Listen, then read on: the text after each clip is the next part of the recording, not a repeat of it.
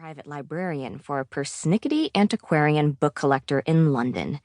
It was there, feather duster aimed at a leather-bound Sherlock Holmes, that I'd gotten the call.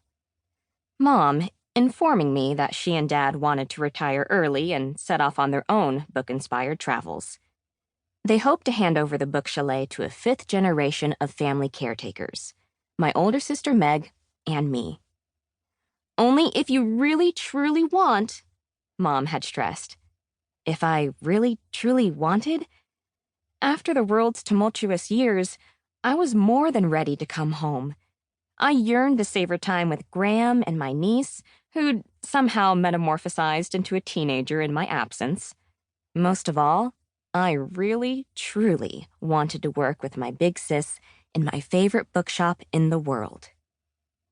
I'd been home for about 3 weeks now and was still pinching myself silly.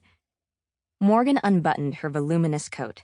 Layers of flapper silk glistened under lasso-length strings of dusky pearls. "Amazing outfit," I said.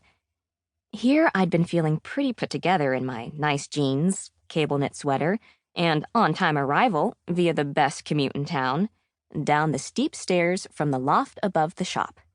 Morgan shimmied, silk and feathers jitterbugging. "Can you guess who I am?"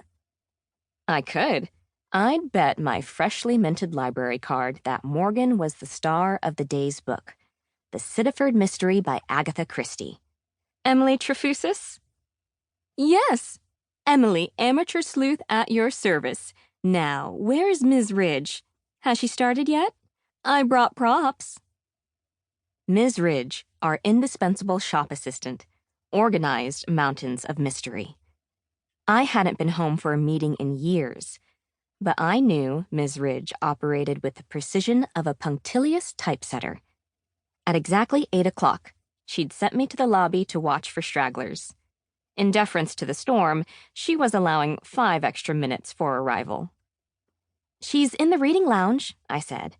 "She'll be starting soon." She'd be counting down the seconds until launch. Morgan frowned at the door, a furry boot tapping like an agitated yeti. On cue, the door whipped open. A young woman stomped inside. Her shoulder dipped under a bag the size of carry-on luggage.